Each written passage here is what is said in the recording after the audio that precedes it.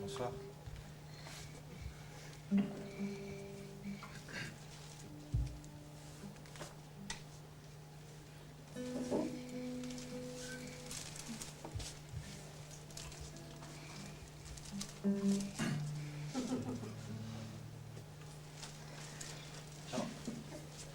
Bonsoir. Bonsoir. Mademoiselle Raphaël et moi-même sommes très émus. Bonsoir.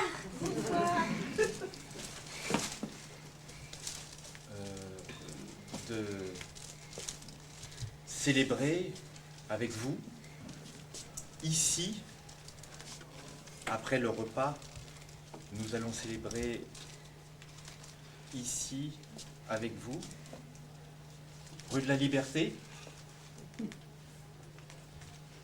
Liberté. Ce 15 mars, ensemble, le 150e anniversaire de la date. Vite. Le 150e anniversaire Ça de passe vite. l'anniversaire de l'allocution dite du 15 mars, la fameuse allocution de Victor Hugo, qui, il y a 150 ans, disait ceci. Ça passe vite. Il disait « Je suis très ému de célébrer avec vous le 150e anniversaire de la mort de Léonard Garin-Bordenave, à qui la liberté doit tant. » Et il a conclu par une minute de silence. Joyeux anniversaire, joyeux anniversaire, joyeux anniversaire.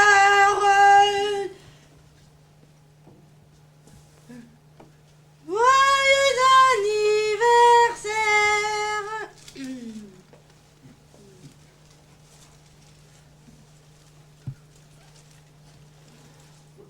Merci. Alors, plusieurs hommages seront rendus ce soir à Victor Hugo. Victor Hugo, le vieil homme, à la fin de sa vie. Mais aussi le jeune homme, avant. Le vieil homme incarnant l'esprit même de République, de la France.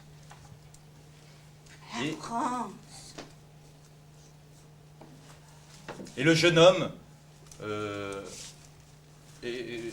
avec les femmes plus, avec l'amour, le beau sexe, notamment Juliette Drouet. Juliette Drouet, qui lui avait écrit 20 000 lettres. Il en manque.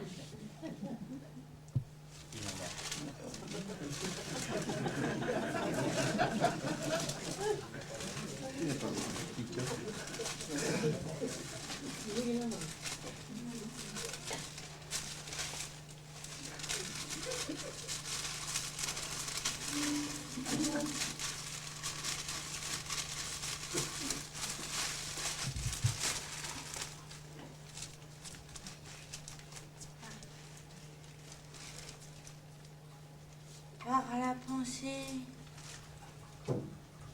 mes soupirs s'envoleront toujours vers toi.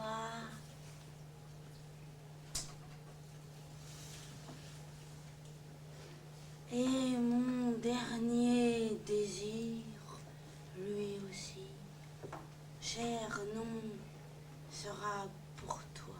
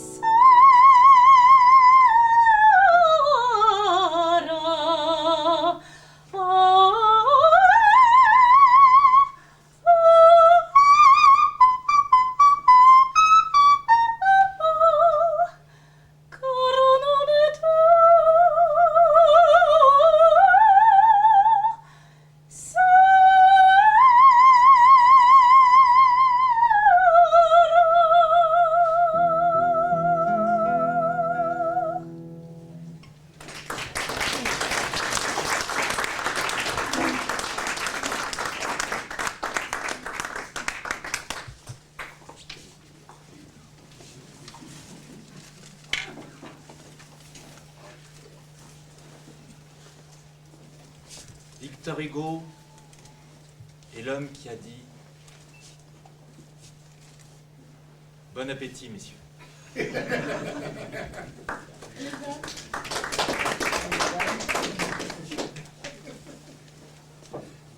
Et j'ajouterai, mesdames, mesdemoiselles,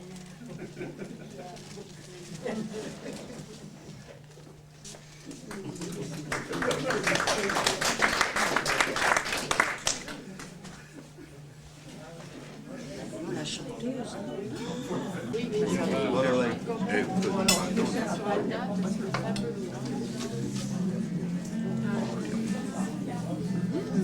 Alors, faut faire passer, hein. Du coup, c'est de taboulet. Il y a du taboulé, il y a de la salade de tomates, on va faire passer de On fait passer.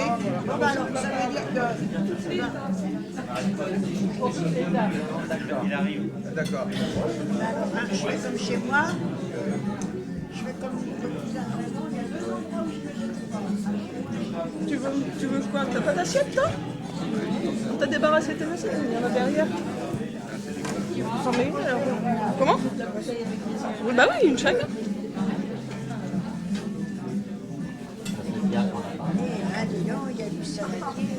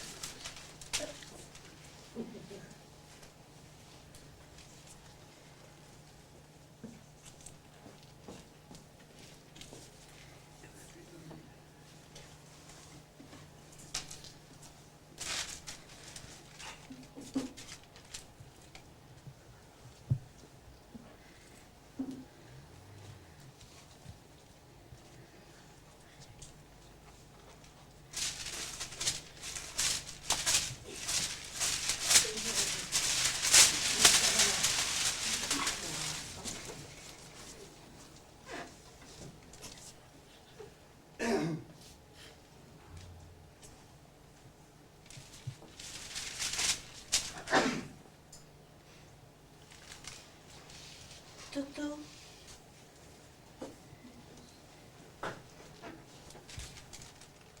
Toto.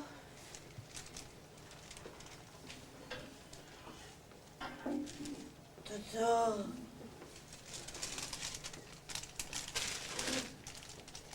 Toto.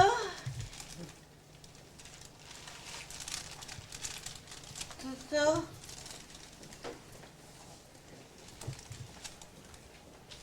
Toto.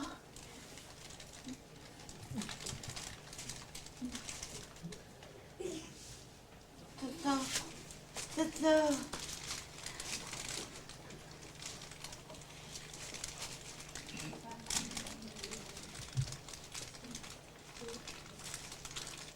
Toto.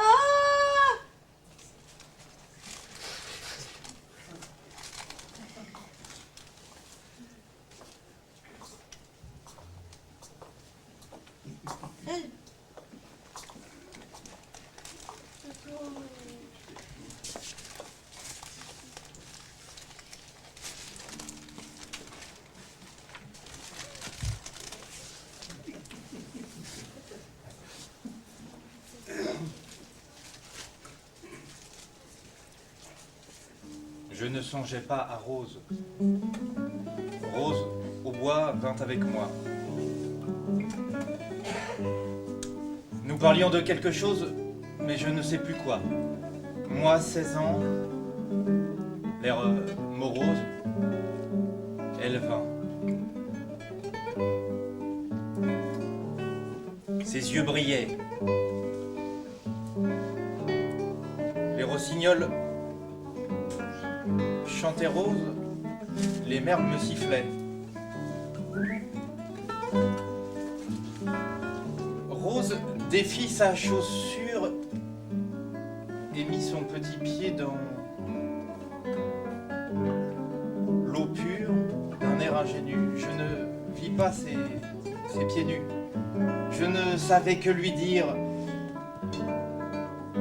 Je la suivais dans le bois, la voyant parfois sourire et soupirer quelquefois.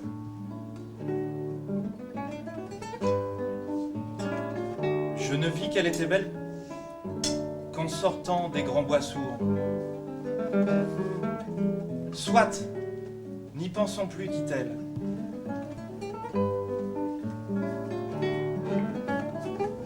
Depuis, j'y pense toujours.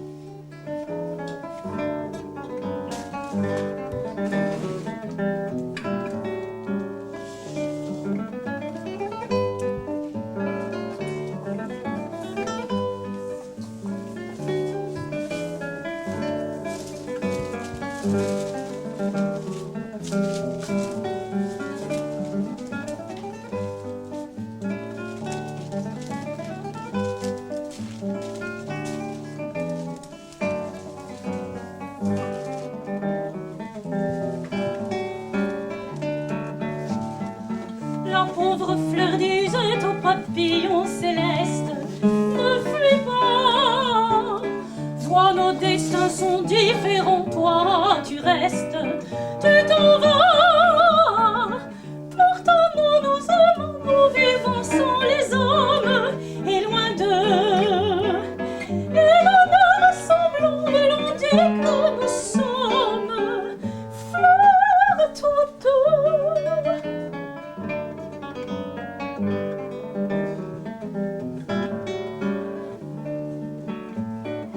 Mais hélas, l'air t'emporte et la terre m'enchaîne, sans cruel. Je voudrais embaumer ton vol de mon haleine dans le ciel, pour que notre amour coule des jours fidèles. Ô mon roi, prends comme ma racine, donne-moi des ailes comme à toi.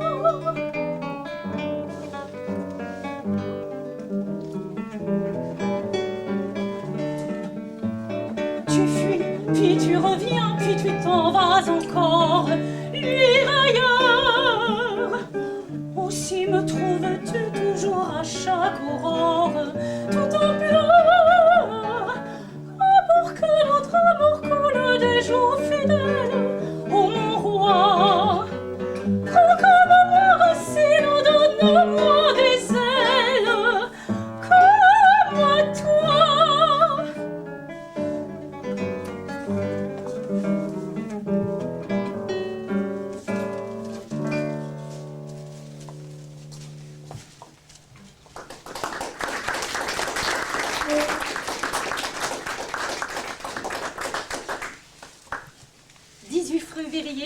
1833.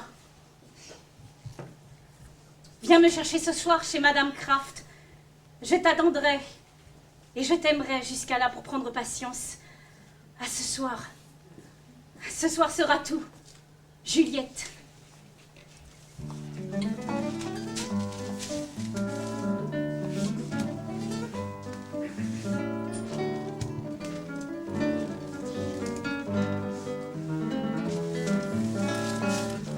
Vous avez raison, il faut s'aimer, et puis il faut se le dire, et puis il faut se l'écrire, et puis il faut se baiser sur la bouche, sur les yeux et ailleurs. Vous êtes ma Juliette bien-aimée. Victor.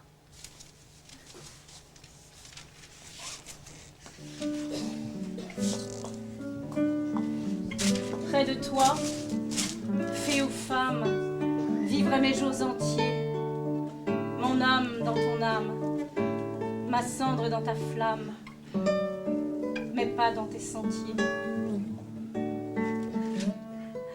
Mon cher petit Toto, au lieu de gribouiller de l'amour cul par-dessus tête dans mon encrier, j'aimerais mieux me trifouiller pêle-mêle avec vous. Juju.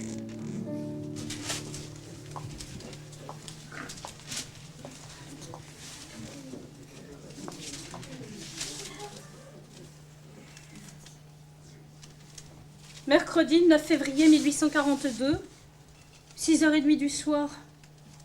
Maintenant, que je te dise, mon Toto bien-aimé, je ne te tourmenterai plus. Je tâcherai même d'être aimable. Hélas, quelle femme est aimable lorsqu'elle n'est plus aimée?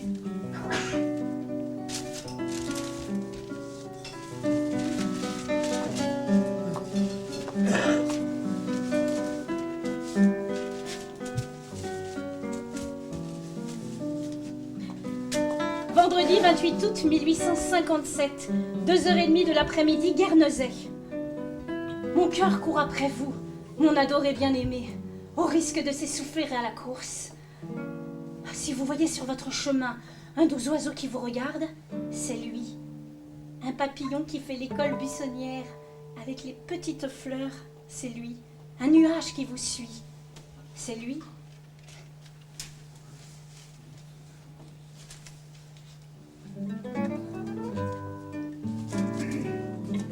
19 juin 1873, à 7h20 du matin. Mon pauvre, trop bien-aimé, je voudrais pouvoir te demander pardon à genoux de cet amour à vif qu'un rien blesse et fait saigner. Quoi que tu en dises, mon cher grand bien-aimé, tu te laisses un peu trop encombrer par le beau sexe.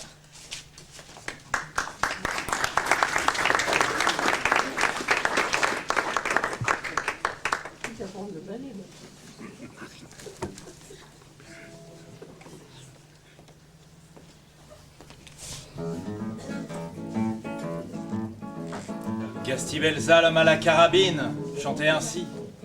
Quelqu'un a-t-il connu Donia Sabine, quelqu'un d'ici? Chanter dans ces villageois, la nuit gagne le mont Falou. Le vent qui vient à travers la montagne me rendra fou. Quelqu'un a-t-il connu Sabine, ma señora? Sa mère était la vieille Maugravine d'Antequera, qui chaque nuit criait dans la tourmagne comme un hibou. Le vent qui vient à travers la montagne me rendra fou. Vraiment la reine près d'elle était laide quand vers le soir, elle passait sur le pont de Tolède en corset noir. Un chapelet du temps de Charlemagne ornait son cou. Le vent qui vient à travers la montagne me rendra fou. Le roi disait en la voyant si belle à son neveu, pour un baiser, pour un sourire d'elle, pour un cheveu, un fendon rui, je donnerai l'Espagne et le Pérou. Le vent qui vient à travers la montagne me rendra fou. Je ne sais pas si j'aimais cette dame, mais je sais bien que pour avoir un regard de son âme, moi, pauvre chien, j'aurais gaiement passé 10 ans au bagne, sous les verrous. Le vent qui vient à travers la montagne me rendra fou. Quand je voyais cet enfant, moi le pâtre de ce canton, je croyais voir la belle Cléopâtre, qui, nous dit-on, menait César, empereur d'Allemagne, par le lit. Le vent qui vient à travers la montagne me rendra fou. Dansez, chantez, villageois, la nuit tombe. Sabine un jour a tout vendu, sa beauté de colombe, tout son amour, pour l'anneau d'or du comte de Saldagne, pour un bijou. Le vent qui vient à travers la montagne m'a rendu fou.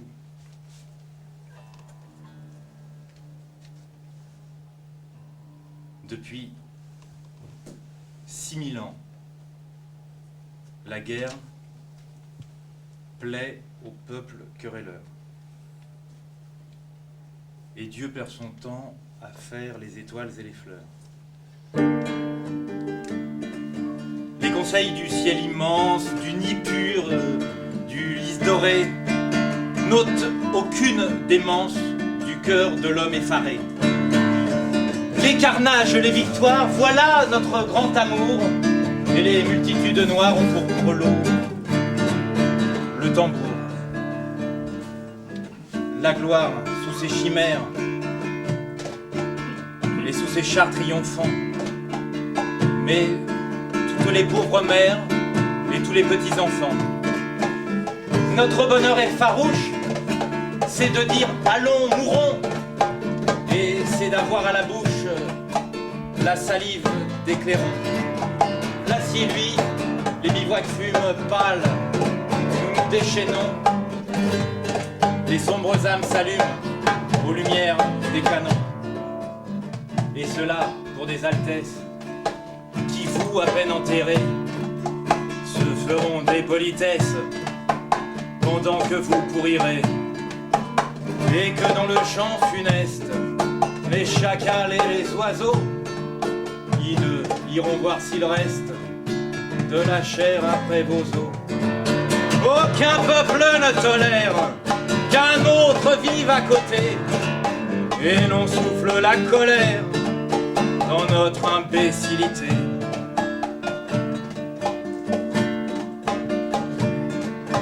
On pourrait boire aux fontaines, prier dans l'ombre à genoux, aimer, songer sous les chênes, non, tuer son frère est plus doux. On se hache, on se harponne, on tue par monts et par veaux. L'épouvante se cramponne du poing au crin des chevaux. Et l'aube est là sur la plaine. Oh, j'admire en vérité qu'on puisse avoir de la haine quand l'alouette a chanté.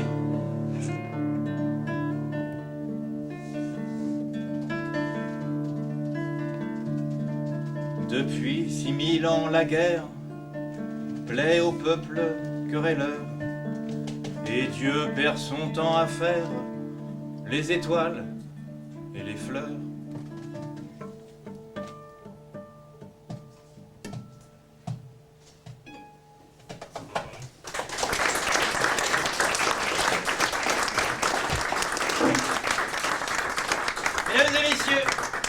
Mesdames et messieurs, le moment est venu pour nous de vous présenter la lanterne magique Charlie Noé. Mesdames et messieurs, la lanterne magique Charlie Noé, qu'est-ce que c'est?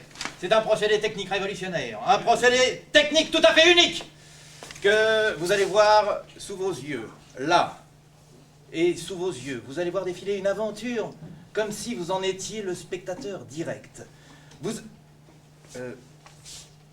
Mademoiselle Raphaël?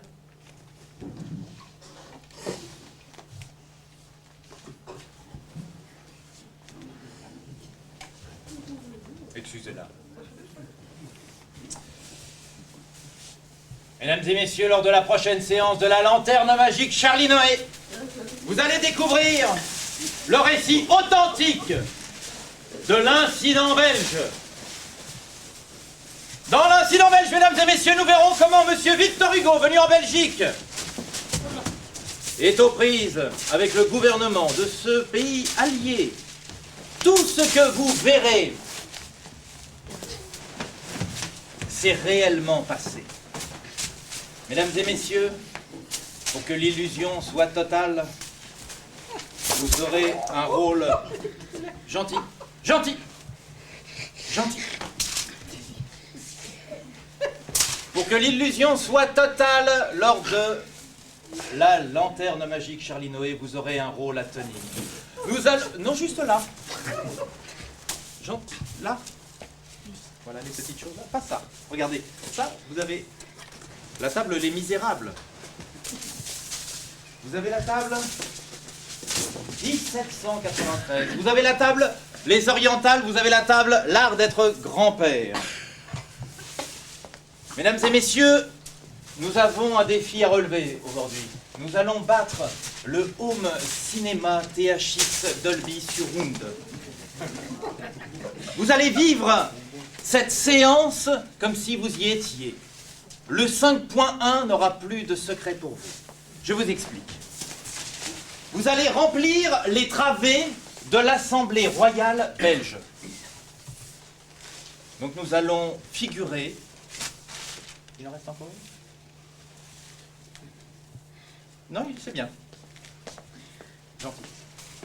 J'aimerais mieux me trifouiller pêle-mêle avec vous.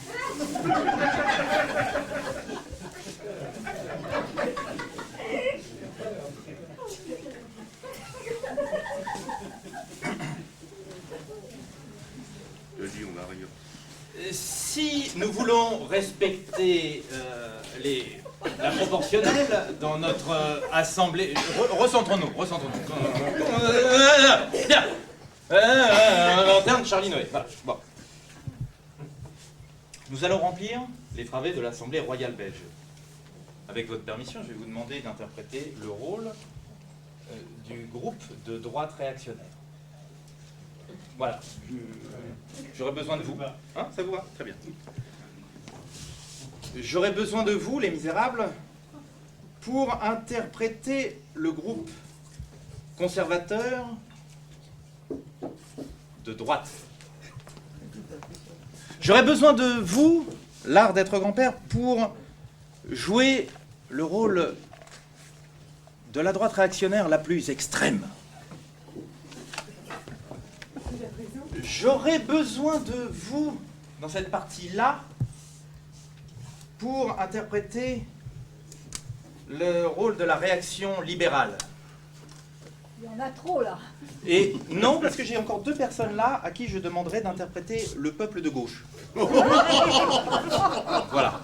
Et nous aurons quelque chose d'assez équilibré. En tout cas, bon. Mettons, regardez, bon, je vous le montre. Je vous montre un coup quand même comment ça fait.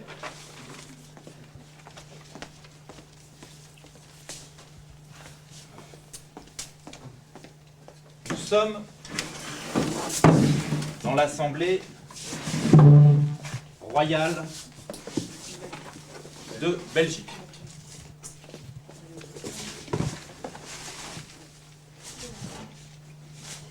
Je suis quelqu'un de droite. Vous dites?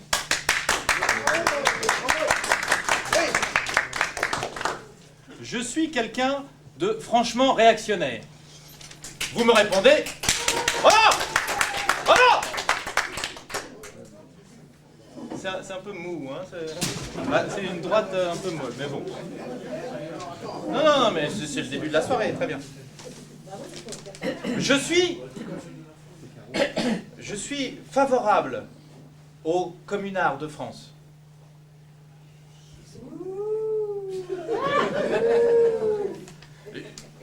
Nous allons nous téléporter, mesdames et messieurs, dans le temps. Mademoiselle Martine, s'il vous plaît. Êtes-vous prête? Oui. Parfait.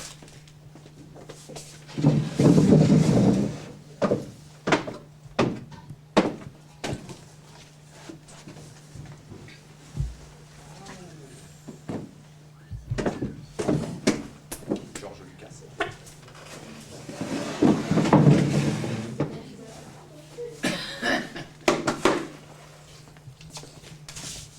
Mademoiselle Martine, s'il vous plaît. Premier tableau.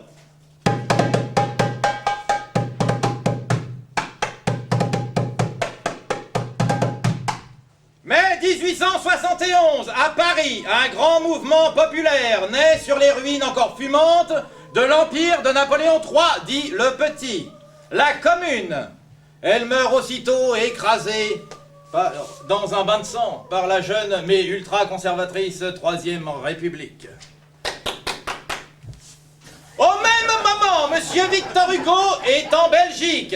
Il a démissionné de cette assemblée réactionnaire dans laquelle il venait d'être réélu député après 20 ans d'exil. Et il est parti régler à Bruxelles des problèmes liés à la mort subite de son pauvre fils Charles.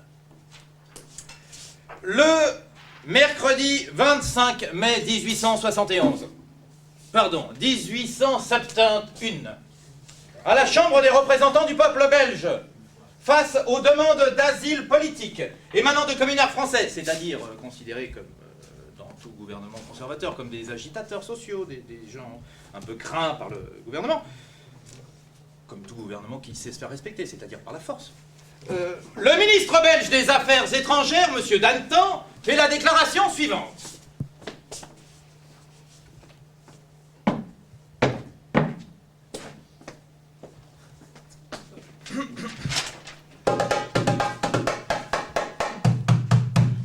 Je puis donner à la Chambre l'assurance que le gouvernement saura remplir son devoir avec la plus grande fermeté et avec la plus grande vigilance. Ouais, voilà. Il usera les pouvoirs dont il est armé pour empêcher l'invasion sur le sol de la Belgique de ces gens qui méritent à peine le nom d'hommes et qui devraient être mis au banc de toutes les nations civilisées. Ouais, bravo, il est très bien ce petit, très bien. Ce ne sont pas des réfugiés politiques. Nous ne devons pas les considérer comme tels. Non, ce sont des voyous. Ce sont des hommes que le crime a souillés et que le châtiment doit atteindre.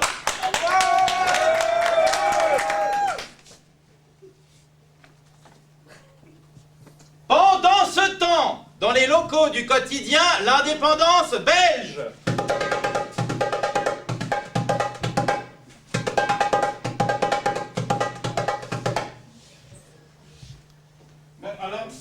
Messieurs, s'il vous plaît, on recommence la une. On reprend aussi la 4e de couverture, s'il vous plaît. Alors, Louis, tu me remets, s'il te plaît, un chapeau, expulsion des communards français. Et en manchette, on va mettre Monsieur Victor Hugo nous écrit. Alors, je vous informe tout de suite du courrier qu'il nous a adressé à Monsieur le rédacteur de l'Indépendance belge, Bruxelles, 26 mai 1871. Je proteste contre la déclaration du gouvernement belge relative aux vaincus de Paris. Quoi qu'on dise et quoi qu'on fasse, ces vaincus sont des hommes politiques. Je n'étais pas avec eux, leurs violences m'ont indigné comme indigneraient aujourd'hui les violences du parti contraire.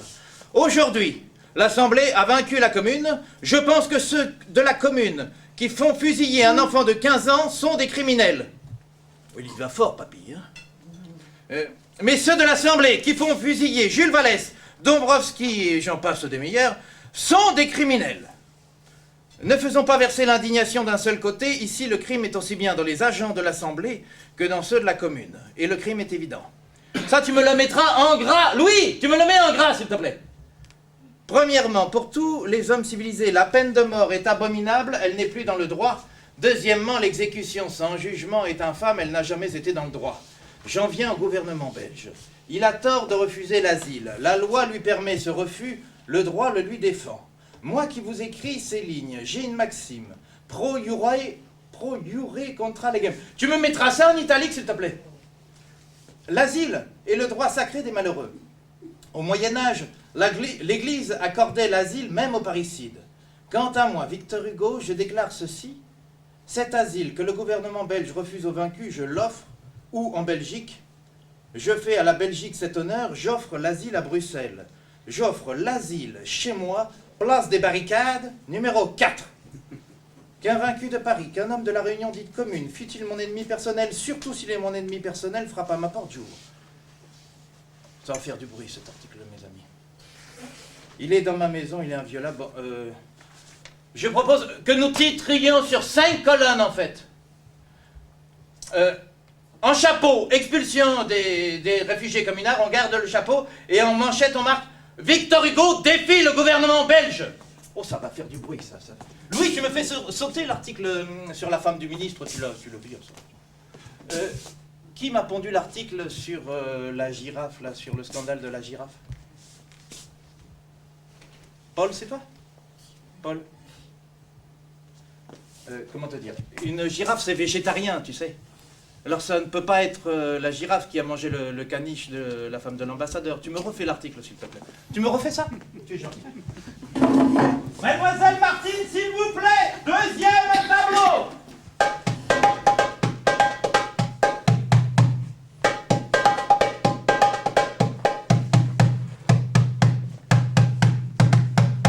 Le soir même, place des barricades au numéro 4.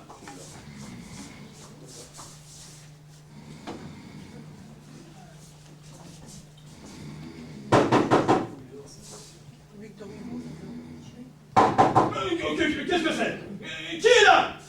C'est Dombrowski, monsieur. Le communard, monsieur Hugo. Je viens vous demander asile. Dombrowski? Est-ce possible? Je croyais qu'il vous avait abattu. Vous êtes vivant, vous avez bien fait de venir. J'arrive, je descends vous ouvrir tout de suite. Ne bougez pas. À mort, Victor Hugo!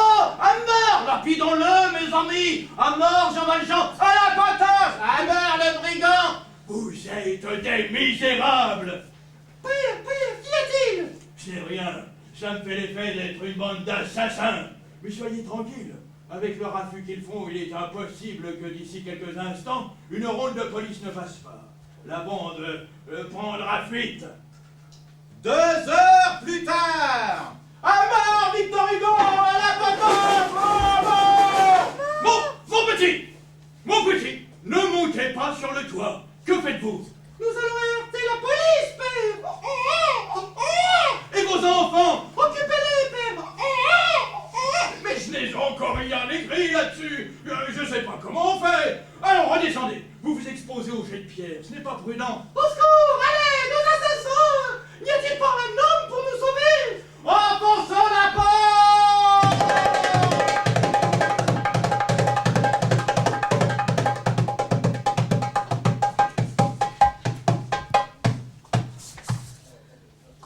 Bruxelles, 28 mai 71, dimanche 4 heures du soir.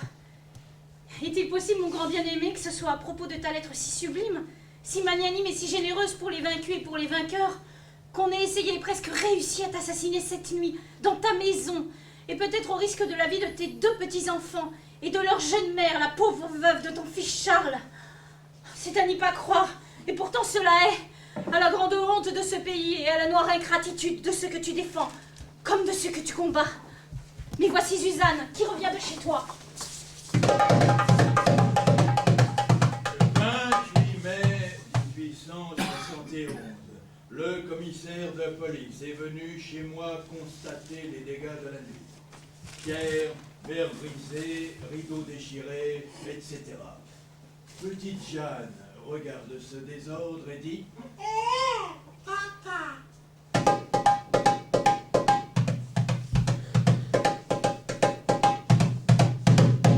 Le surlendemain, dans les locaux du quotidien L'Indépendance belge.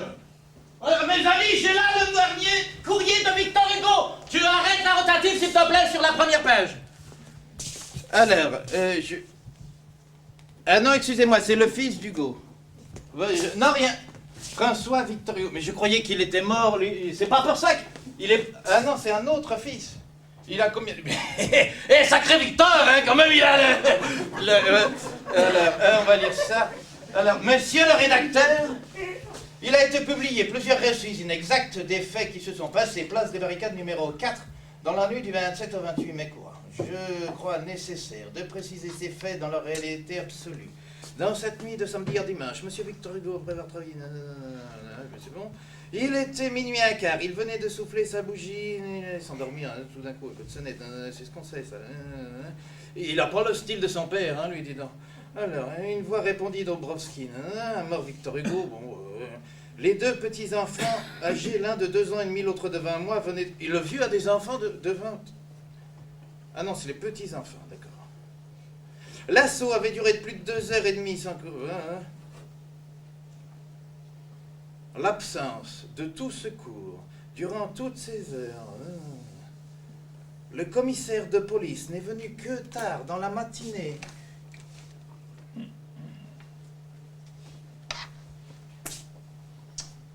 Messieurs, si ce récit est conforme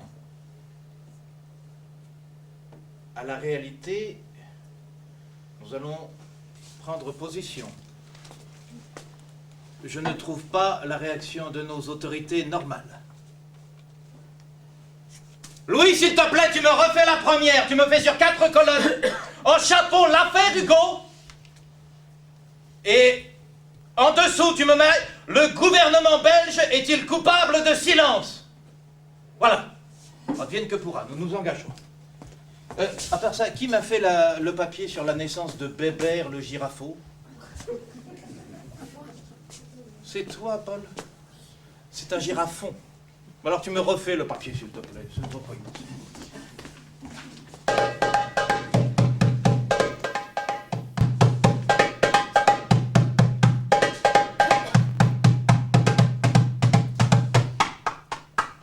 Nous, Léopold, roi des Belges, enjoignons monsieur Victor Hugo, homme de lettres, âgé de 69 ans, résident à Bruxelles, né à Besançon, de quitter immédiatement notre royaume avec des fausses irones à l'avenir, sous les peines commises par l'article 6 de la loi du 5 juillet 1835, pré-rappelé. Notre bon ministre de la Justice est chargé de l'exécution du présent arrêté, donné à Bruxelles le 30 mai 1871, signé Léopold, roi des Belges, etc. Je garde précieusement cette curiosité que m'a apportée un huissier ce matin. Mademoiselle Martine, s'il vous plaît, 3e tableau.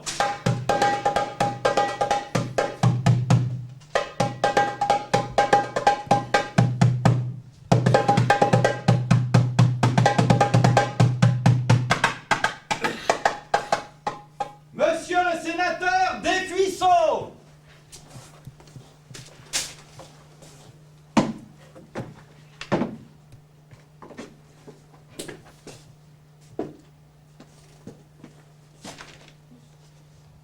Alors, Monsieur le Président, chers collègues, j'ai demandé la parole pour protester avec énergie contre l'arrêté d'expulsion notifié à Victor Hugo. Avant d'entrer dans cette chambre, j'étais adversaire de la loi sur l'expulsion des étrangers. Depuis lors, mes principes n'ont pas varié.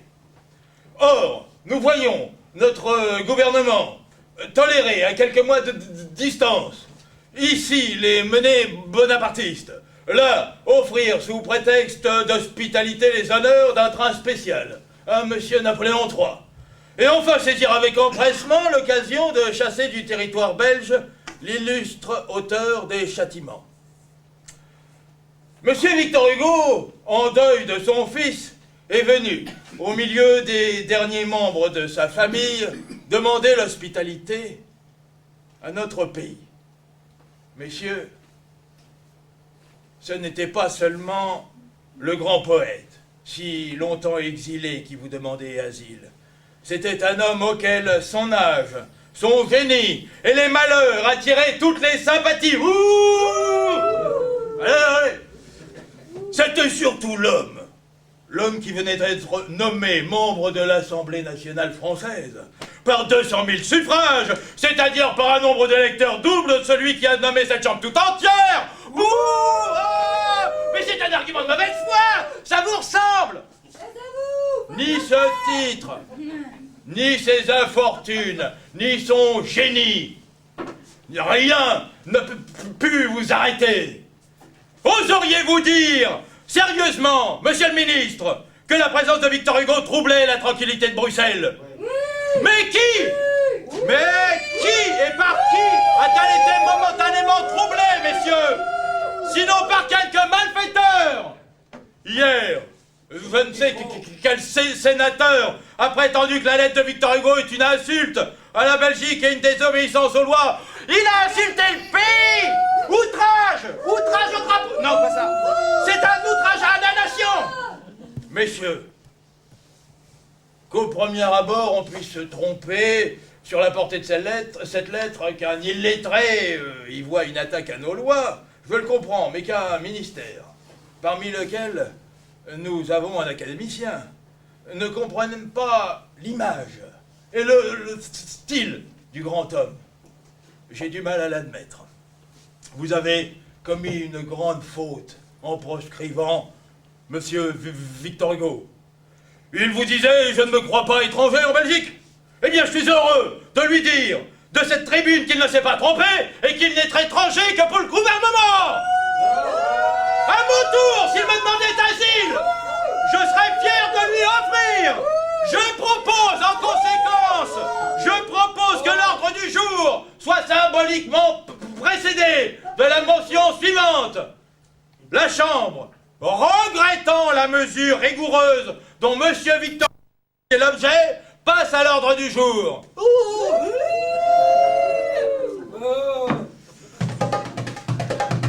Monsieur Cornès, ministre de la Justice.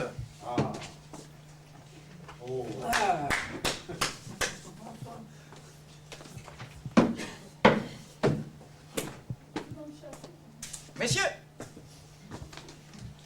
l'honorable Préopinant nous a reproché d'avoir toléré des menées bonapartistes.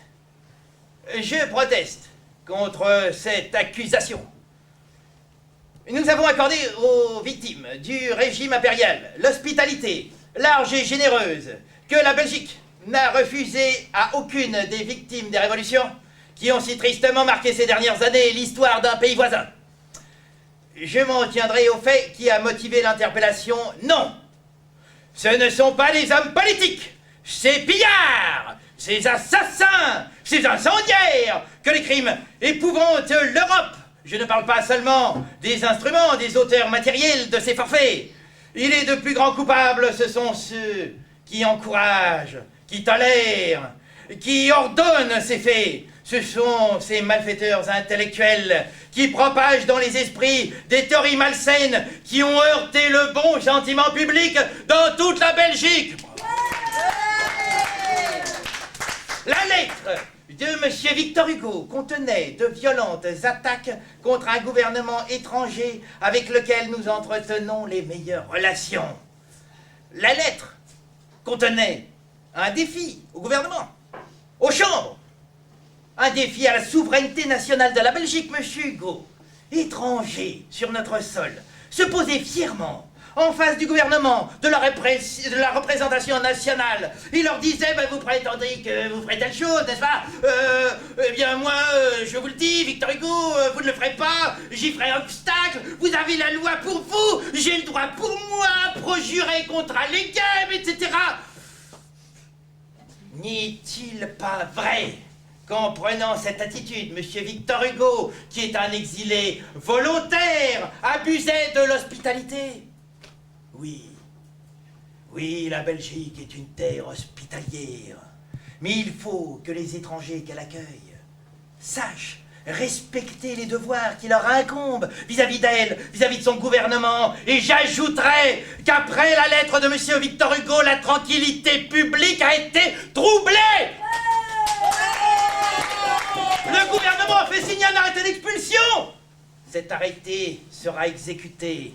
Messieurs, le gouvernement auquel j'appartiens croit avoir fait son devoir. Bravo! Bravo! Bravo! Bravo! J'aime beaucoup ce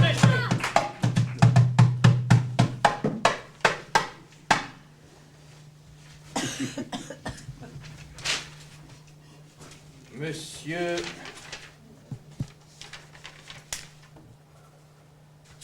Monsieur...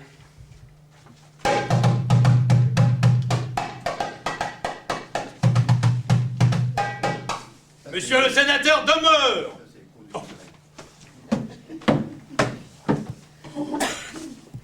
Alors, monsieur, l'opinion qui a été développée et approuvée ici au Sénat, cette doctrine, qui est une erreur, consiste à dire que la législation donne au gouvernement le droit de livrer tous les vaincus de Paris. C'est cette doctrine que réprouve la lettre de M. Victor Hugo. D'après lui, les vaincus font des hommes politiques. Bon, toute sa lettre est là, nous sommes d'accord. L'insurrection de Paris est un crime qui ne souffre pas de circonstances atténuantes. Mais, j'ajoute, c'est un crime politique. Je ne veux pas atténuer le crime, je cherche sa qualification, afin de trouver la règle de conduite qui doit nous guider en matière d'extradition. La guerre civile est un crime politique. Or, peut-on livrer un homme qui n'a commis aucun crime de droit commun, mais qui a commis ce crime politique, d'adhérer à un gouvernement qui n'était pas le gouvernement légal? Je pose la question et je ne suis pas sûr que quelqu'un ose le soutenir.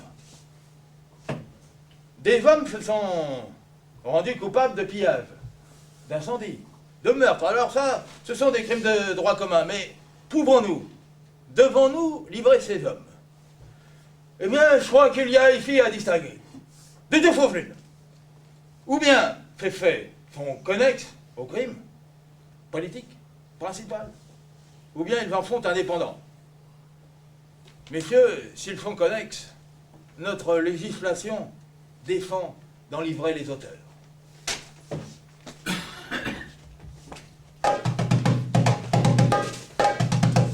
Monsieur Dantan, ministre des Affaires étrangères. Bien, messieurs, j'examinerai ici seulement la question de savoir si le gouvernement a bien fait d'appliquer la loi. La loi dit que le gouvernement peut expulser tout individu qui, par sa conduite, a troublé la tranquillité publique. Ah, bon. La loi dit ceci. Eh bien, monsieur Hugo a-t-il compromis ceci? Eh bien, je réponds que les faits répondent à cette question. Dans ces circonstances, il eût été indigne du gouvernement de ne pas sévir. Mais bravo! Bravo! Il parle bien, ce garçon. Comment? Il parle bien. Oui, bon. Il importe que l'on connaisse bien les intentions du gouvernement. Ces intentions, les voici.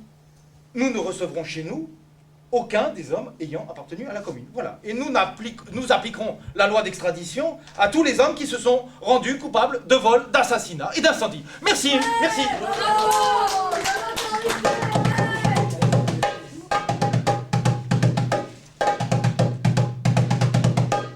Monsieur le sénateur Couvreur.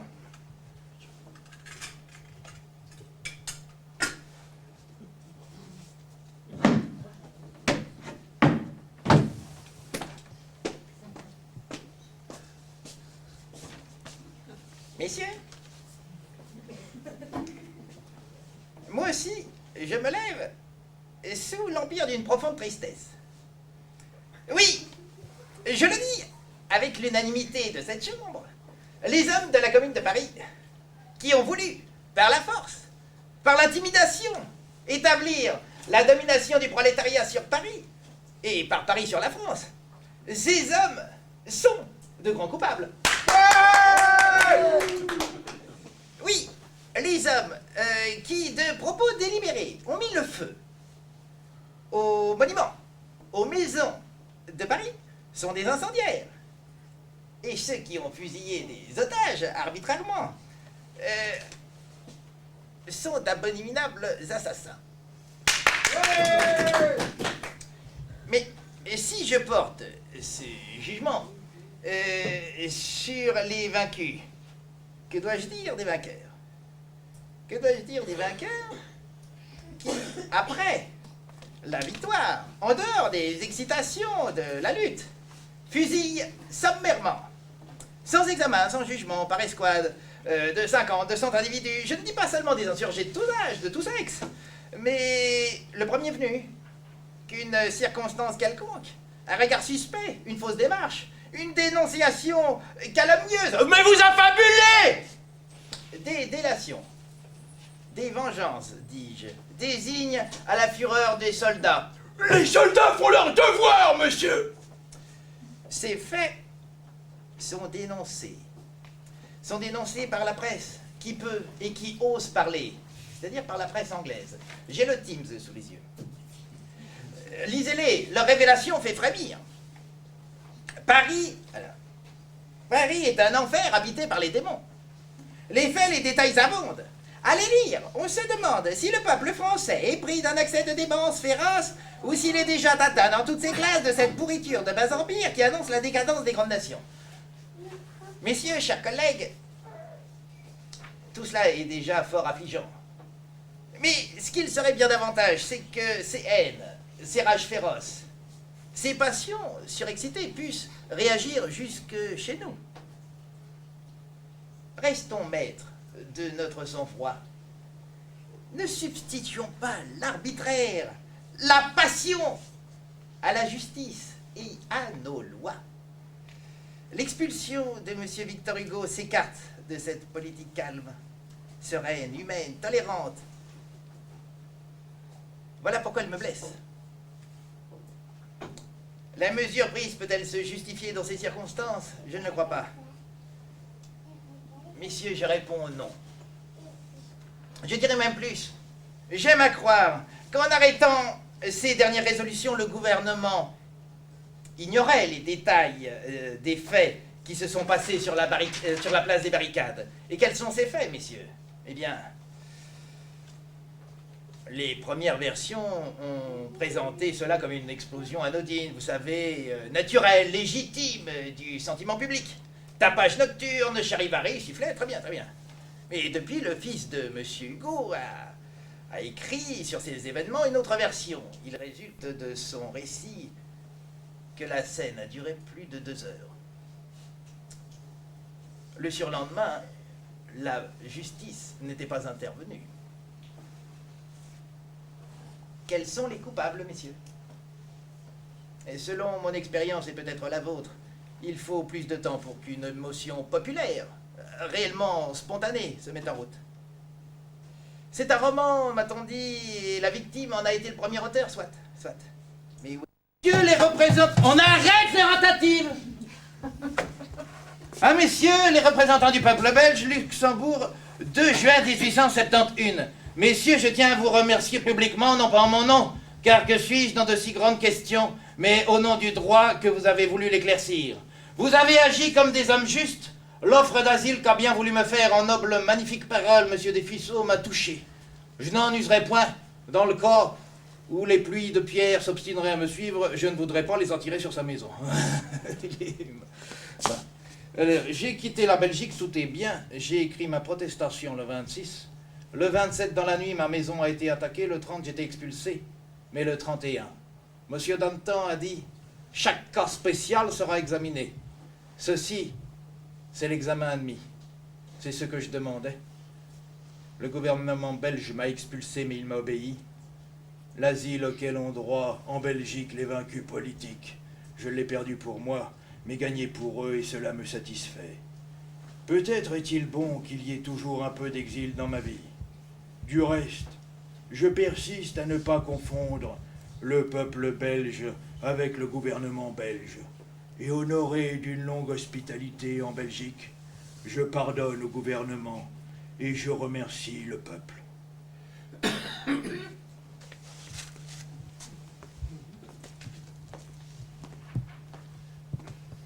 Oui, à part ça, sur les œufs de la girafe, non, rien.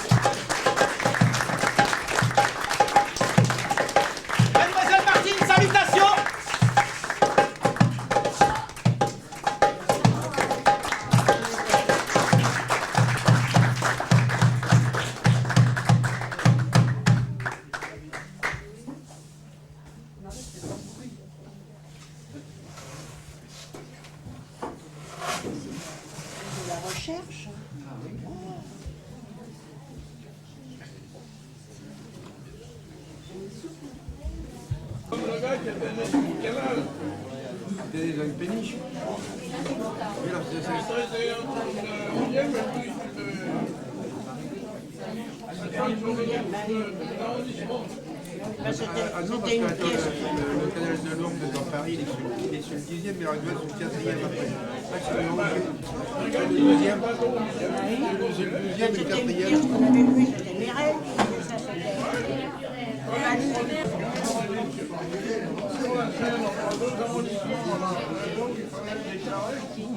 Mesdames et messieurs, le temps que ma partenaire finisse son verre,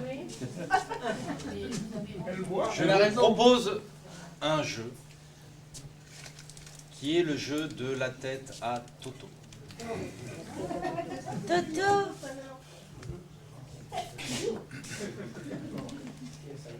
1793, Les Misérables, l'art d'être grand-père, Les Orientales.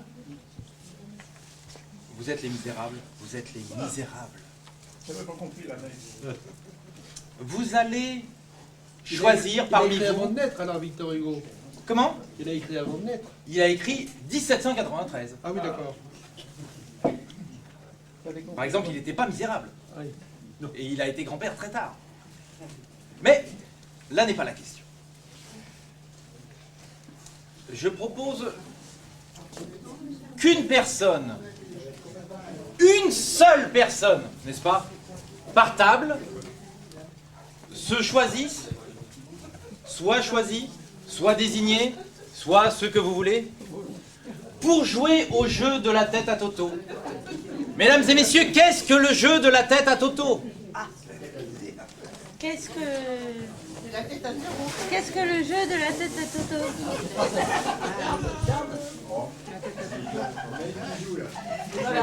à Toto? Voici l'endroit.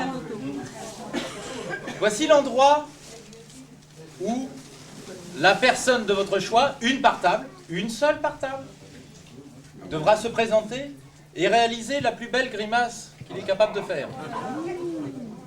Voici un exemple. Mademoiselle Raphaël, s'il vous plaît.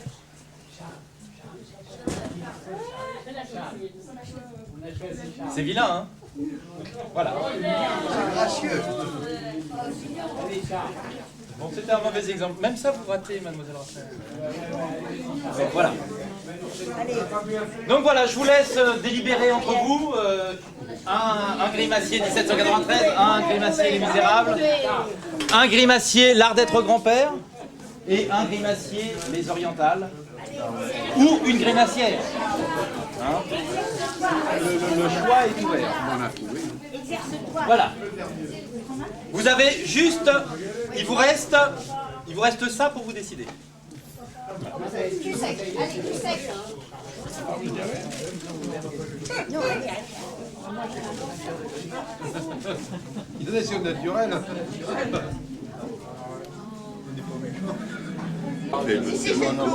C'est Claude. Oui, c'est pas.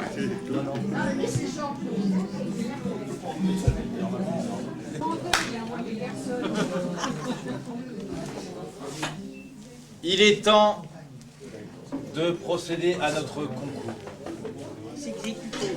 Je demande au candidat de monsieur, c'est monsieur 1793 de venir. Il n'y a que des garçons qui sont désignés, c'est étonnant. Monsieur Les Misérables. Monsieur Les Misérables. Venez. Monsieur Les Orientales. Avec nous. Monsieur L'art d'être grand-père. Avec nous. Ah, c'est lui. Je vais vous dire un truc.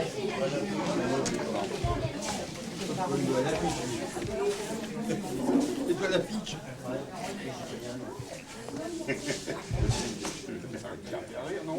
Pas mal, ouais. Laissez passer notre candidat. Et là, déjà, rien que d'être venu ici, vous le savez, vous qui êtes resté tranquillement là dans votre fauteuil. Vous savez que c'est pas mal, hein, ça s'applaudit. Allez, allez,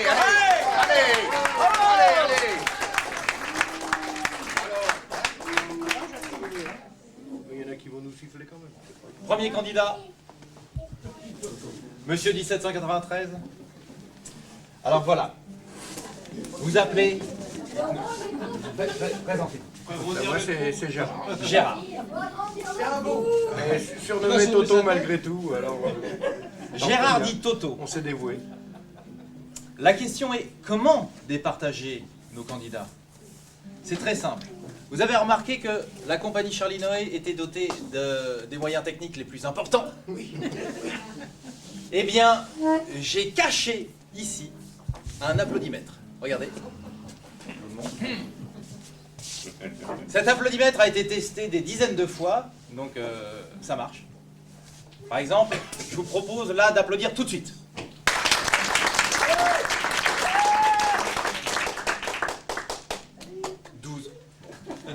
Ça enregistre les cris. Nous allons procéder à l'examen. Premier candidat, Monsieur Toto, Il faut 1793. Il faut faire quoi, en fait? Il s'agit de faire une grimace la plus affreuse possible et de la tenir le temps des applaudissements. Pas 25 minutes, hein. La tenir le temps de l'applaudissement. Ah, vous applaudissez très vite, hein, parce que moi, je suis pas courageux. Hein. Voilà. Et des accessoires. Monsieur Toto.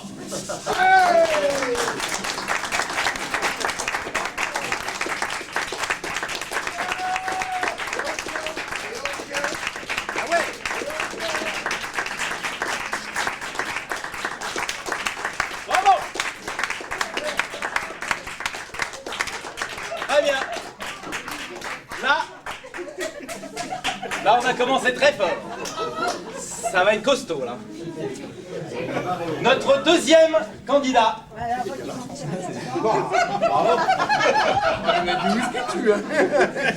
Notre deuxième candidat. Comment t'appelles-tu? Charles Armand. Charles Armand. Déjà, le fait d'être venu pour Charles Armand, je pense qu'il faut déjà lui manifester.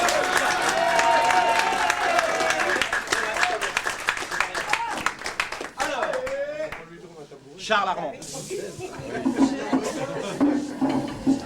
Moi, j'avais besoin d'un escabeau, t'as pas besoin d'autant.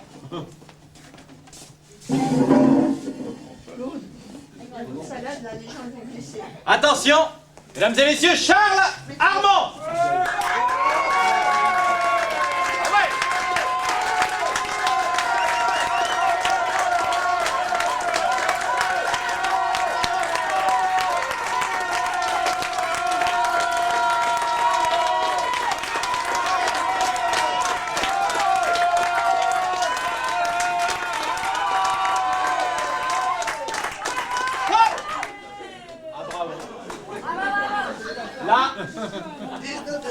Là, ça va être dur à battre. Là, les enchères montent. C'est normal, la retraite est assurée. Oui, je pense que les années à venir... Bien. Mesdames et messieurs, la table des misérables ne se porte pas mal. Nous allons passer à la table l'art d'être grand-père. Et donc, nous avons parmi nous un grand-père. Comment vous appelez-vous? Guillaume. Donc déjà, il faut le soutenir. Bravo. Guillaume, j'enlève cette chaîne.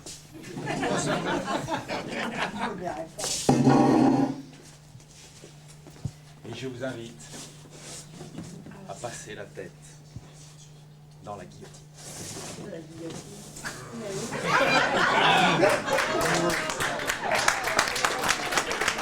Oh, ça se soutient, mesdames et messieurs. C'est absolument inouï.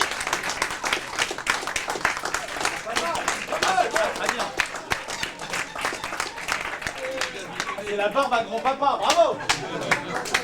Bravo.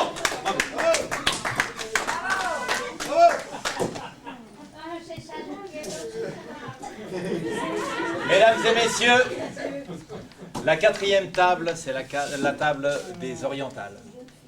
Et pour les orientales, nous avons choisi quelqu'un qui rappelle cet Orient dans lequel en fait jamais Victor Hugo n'est allé. Ces orientales étaient ces créatures superbes à la peau de cannelle, légèrement sucrée. Et nous avons... Vous connaissez ? Comment vous appelez-vous ? Claude. Claude ! Allez, allez. Une jeune oriental, donc. Ah oui, oui. Non, mais ils n'ont pas voulu, hein. Non, non, mais je vois que c'est parfaitement réussi, nous, l'art d'être grand-père, c'est parfait. Les Misérables, non mais c'est n'importe quoi. À moi de faire le cinéma. Claude. L'honneur des orientales est entre votre bouche et vos yeux. Mais c'est pas assez grand. Ouais. Prends la tête. Bon, maintenant, allez, Attention. allez-y. Top chrono.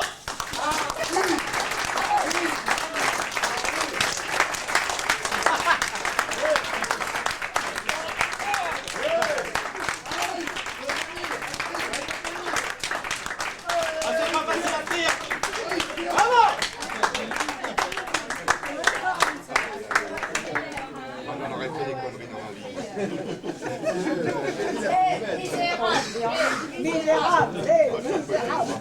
N'insistez pas. L'applaudimètre est un instrument fiable. L'applaudimètre a écouté le 1793. L'applaudimètre a écouté Les Misérables. L'applaudimètre a écouté L'Art d'être grand-père, ainsi que Les Orientales. Et le gagnant est...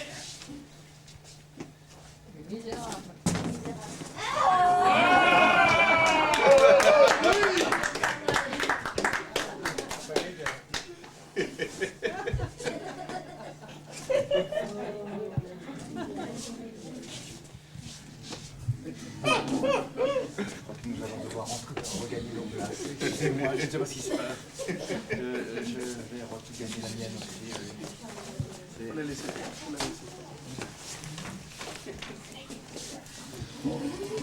Excusez-moi.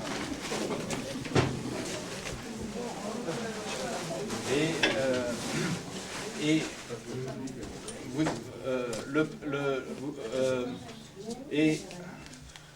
et vous êtes... Quoi dis voilà.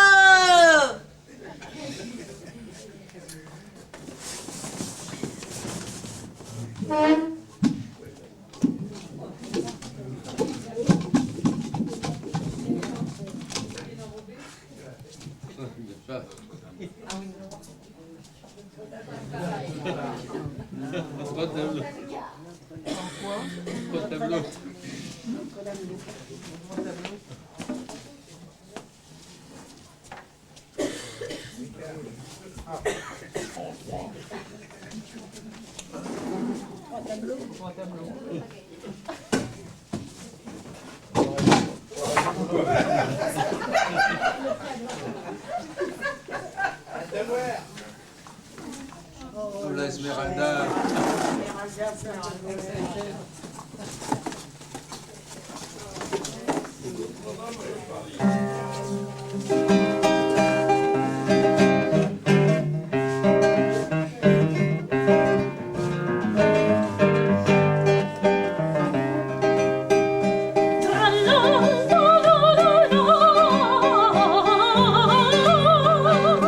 Comment disait-il?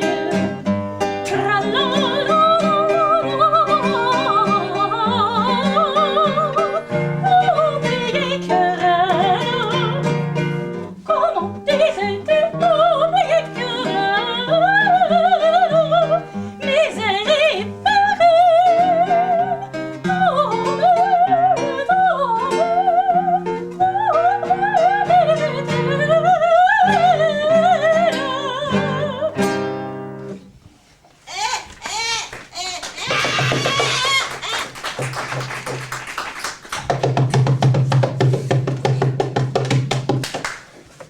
Joue pour moi.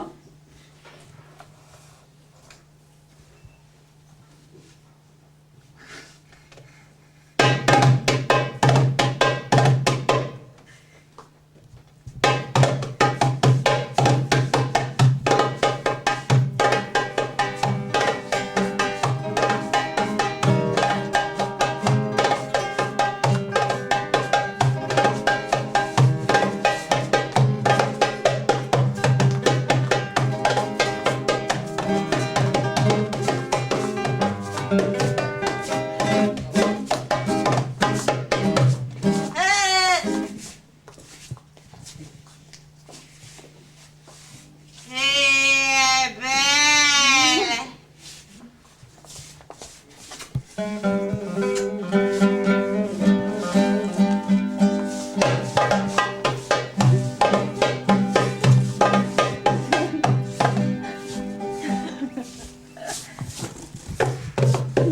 C'est belle.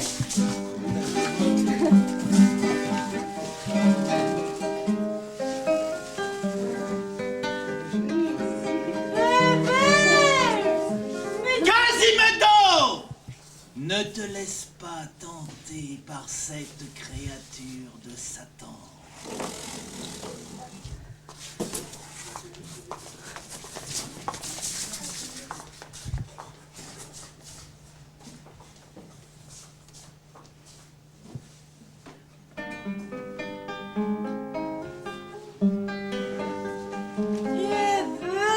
Quasimodo!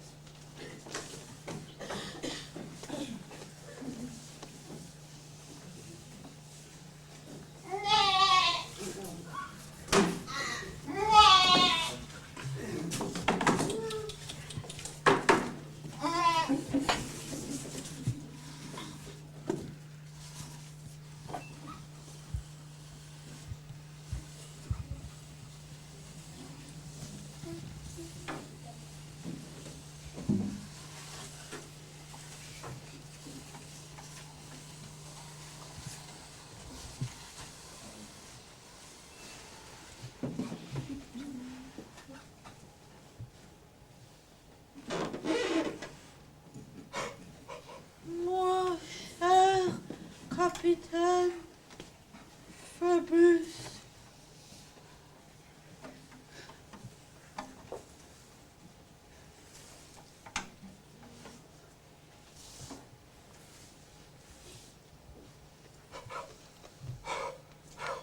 Je vous aime.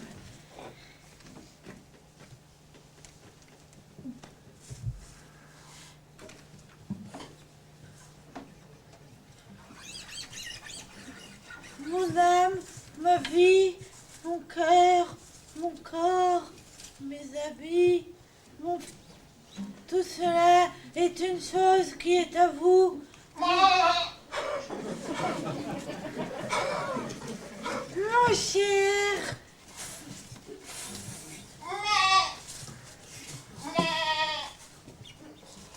Prends-moi.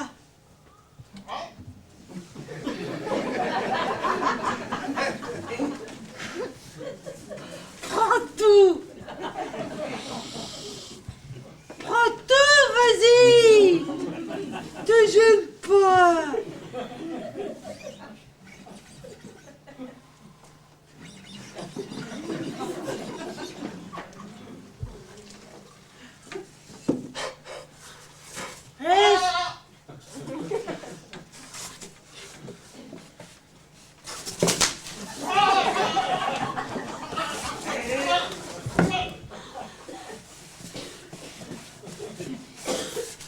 Laisse-moi brosser tes éperons, épousseter tes octons, mousser tes bottes de cheval. Monseigneur Phœbus,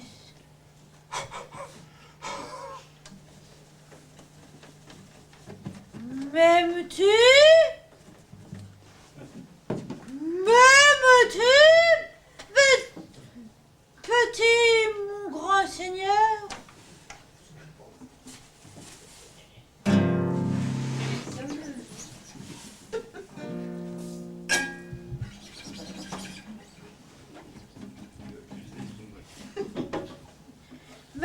veux-tu?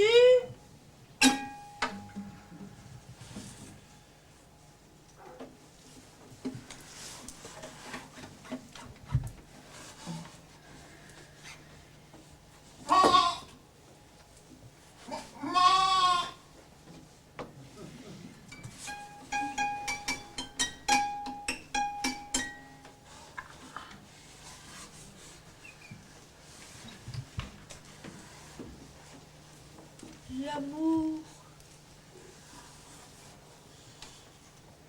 vaincra.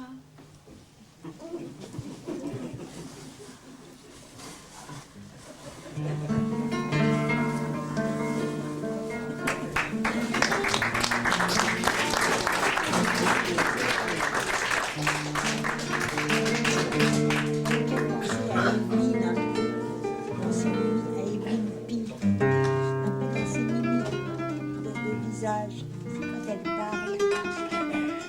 Pas de visage, mais de il s'en est un peu potiche quand elle parle.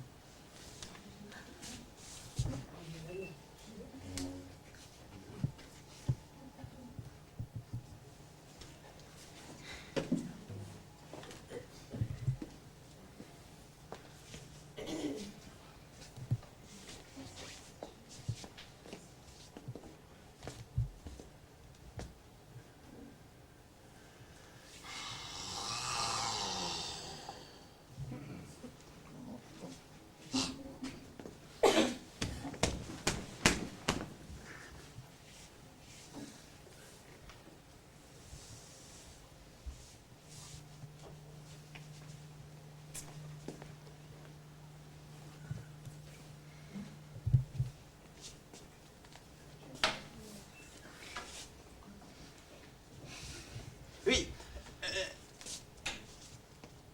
Le feu est l'âme du grand tout.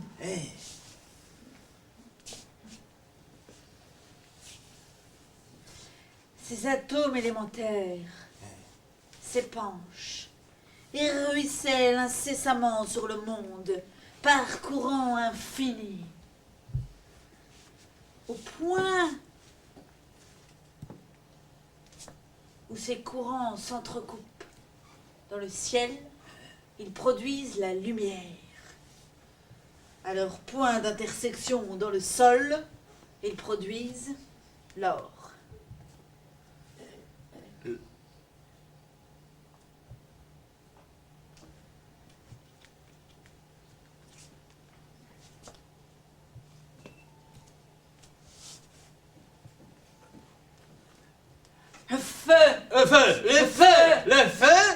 Le feu est l'arme du grand tout.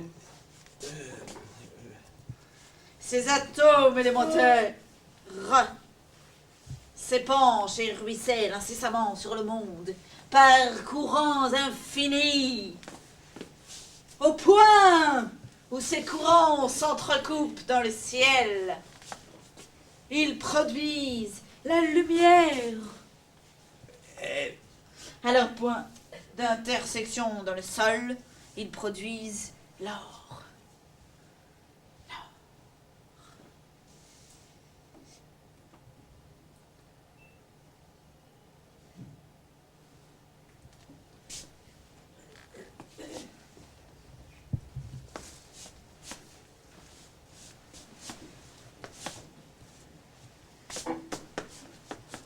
Hein? Feu! Le feu! Le feu est l'âme du grand tout. C'est ça.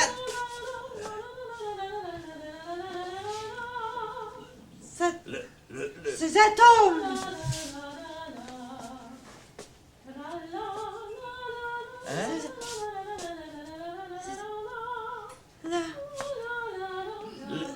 Le feu! Le feu est l'âme du grand tout. Le feu! Les atomes élémentaires s'épanchent et ruissellent incessamment sur le monde par courants infinis, au point où ces courants s'entrecoupent dans le ciel. Ils produisent la lumière.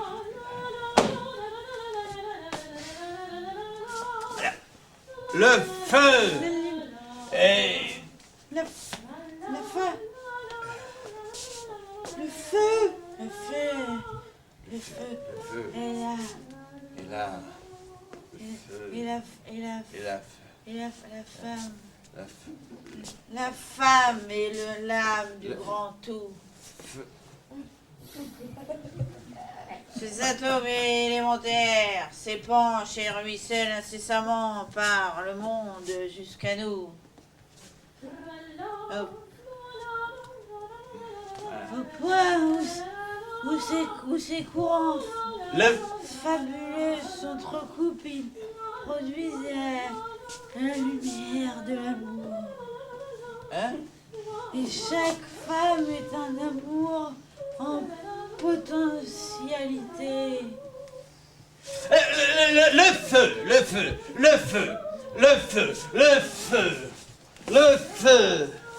Et le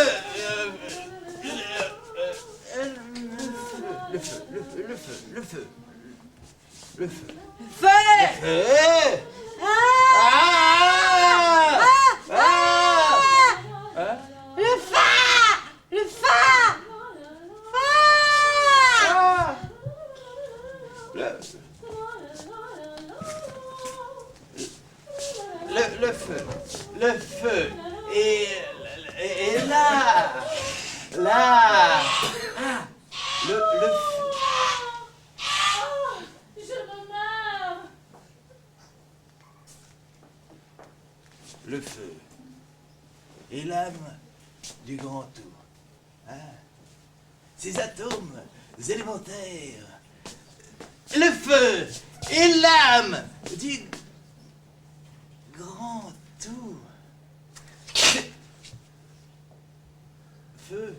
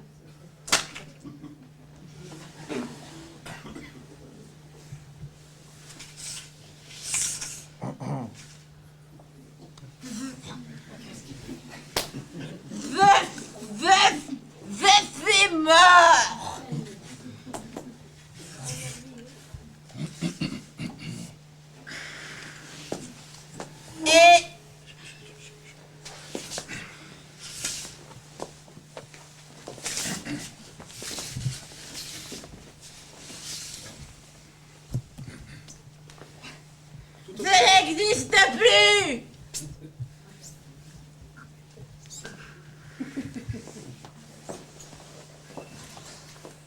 Victor Hugo?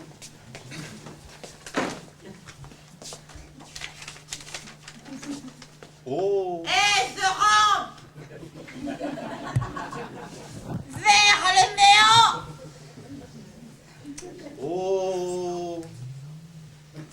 Qui fera surgir soudain, qui fera naître là-bas,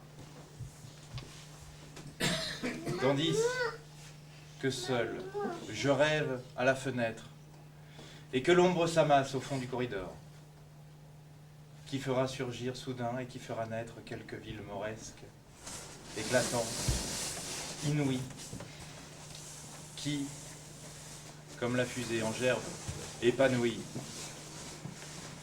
déchire ce brouillard avec ses flèches d'or.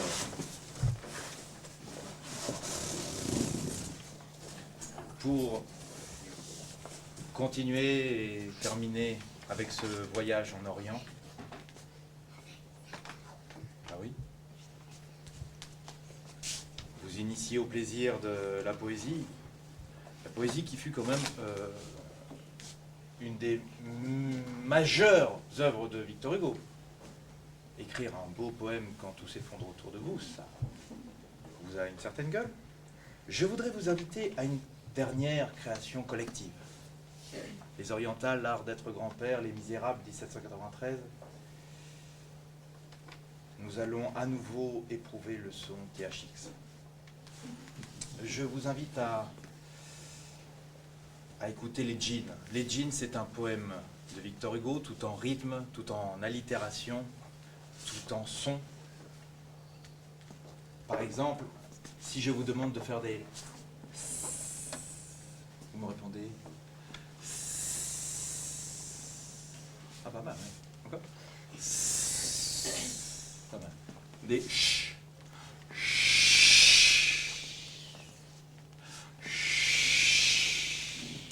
La mer. Et vous, des r.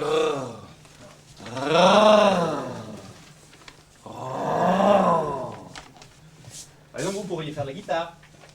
Par exemple.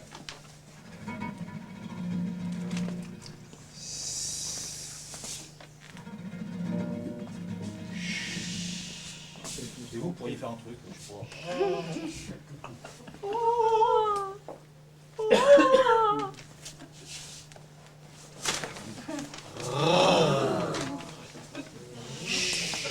La mer, allez-y, la mer, faites la mer, vous faites la mer, vous, ça me plaît. Voilà.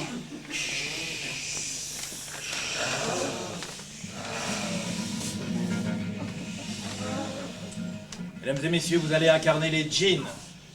Les djinns, ce sont ces lutins orientaux qui empêchent certains peuples outre-Atlantique de dormir. Allez-y.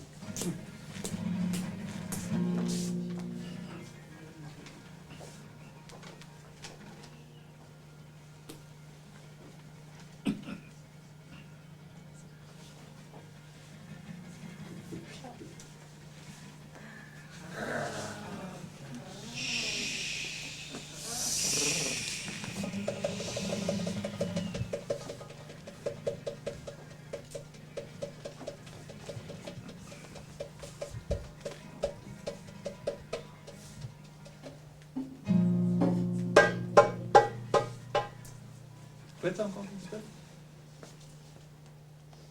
Un petit peu.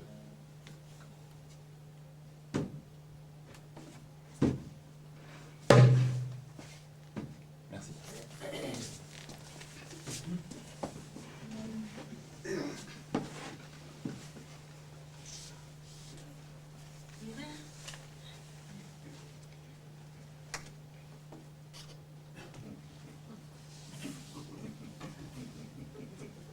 C'est pas des métiers faciles.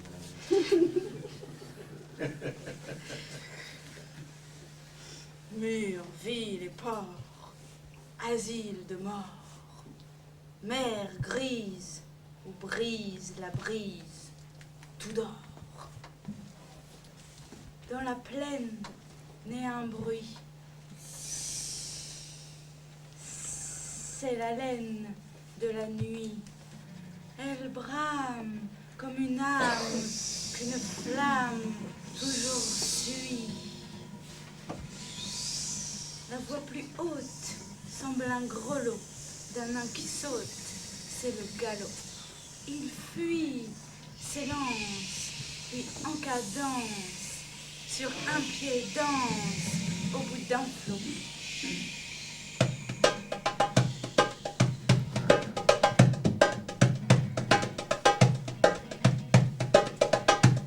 La rumeur approche, l'écho la redit. C'est comme la cloche d'un couvent maudit, comme un bruit de foule qui tonne et qui roule, et tantôt s'écroule,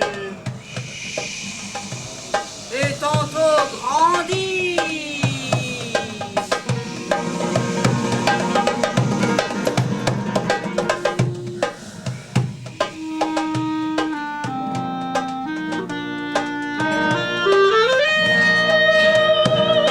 La voix sépulcrale des djinns. Quel bruit ils font. Fuyons sous la spirale de l'escalier profond. Déjà c'est comme ma lampe et l'ombre de la rampe qui le long du mur rampe, monte jusqu'au plafond. C'est les seins des djinns qui passent et tourbillonnent en sifflant. Leurs ifs que leur col fracasse craquent comme un pain brûlant. Leur troupeau l'horreur rapide tournant dans l'espace vide semble un nuage livide qui porte un éclair au flanc. Ils sont tout près. Tenons nargués dans cette salle où nous les narguons. Quel bruit dehors. Hideuse armée de vampires et de dragons, La poutre du toit décellée ploie, comme une herbe mouillée, et la vieille porte rouillée tremble à déraciner ses gonds.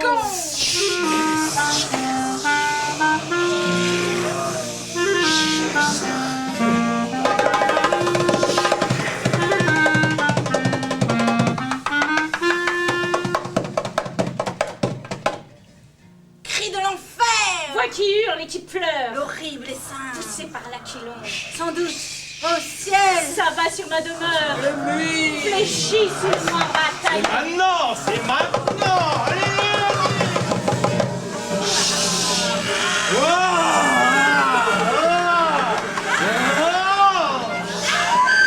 les djinns, mesdames et messieurs, les djinns.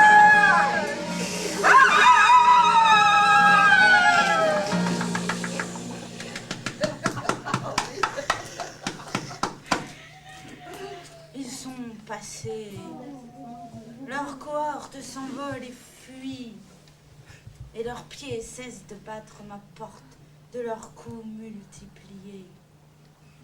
L'air est plein d'un bruit de chaînes, et dans les forêts prochaines frissonnent tous les grands chênes sous leur vol de feu plié. De leurs ailes lointaines, le battement décroît, si confus dans les plaines, si faible que l'on croit, ouïr la sauterelle, crier d'une voix grêle, ou pétiller la grêle sur le plomb d'un vieux toit. Les djinns funèbres, fils du trépas, dans les ténèbres pressent leurs pas. Leur essaim gronde, ainsi profonde, murmure une onde qu'on ne voit pas.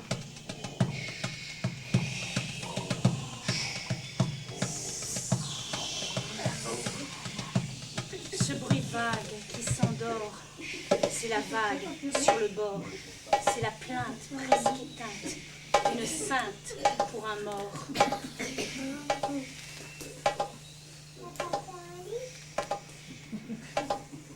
On doute la nuit, j'écoute, tout fuit, tout passe, espace, efface le bruit.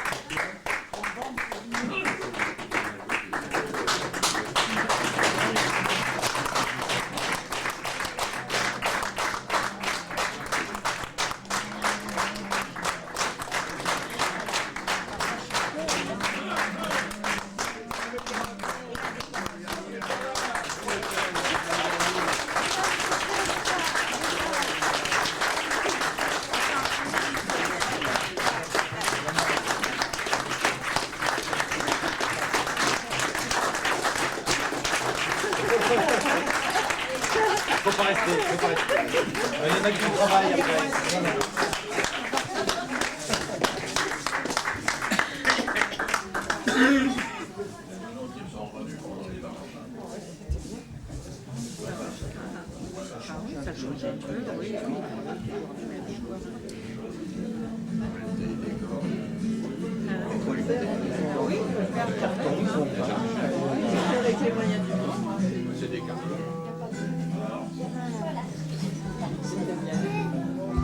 Vous l'aviez déjà quelqu'un?